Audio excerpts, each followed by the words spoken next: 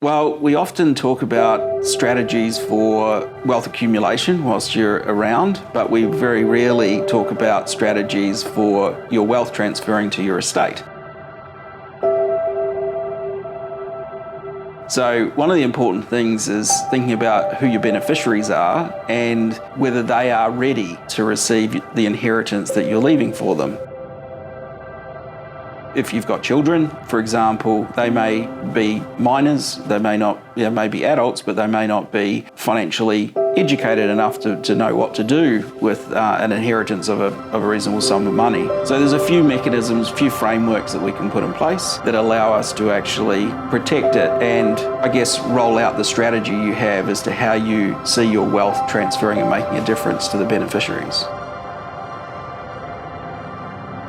What we can do is we can create a testamentary trust. It's a trust in the same way you can have family trusts or superannuation SMSFs, but with a testamentary trust, it only comes into existence once you pass. And that testamentary trust can be the recipient of the assets or investments within your estate, and that trust has a trustee. It has trustees that make decisions about how income and assets or capital is distributed to beneficiaries.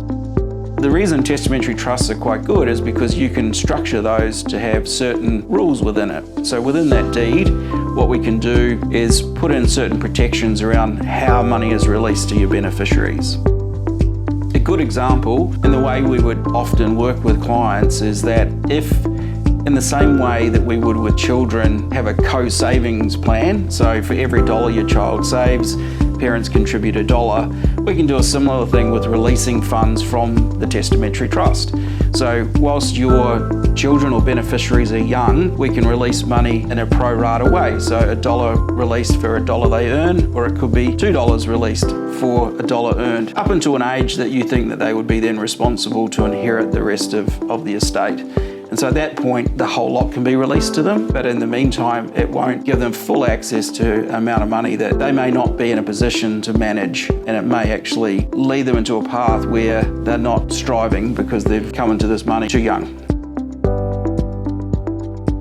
It comes down to who are your beneficiaries and what are your intentions. I think if it is in the family unit, and depending on the age of your children, has a big part to play. So if you've got adult children who are somewhat financially educated, they have their own strategy, it doesn't make sense to drip feed the inheritance to them at that point. But if they're 18 and enjoying partying, it's not where you'd want them to have access to large sums of money.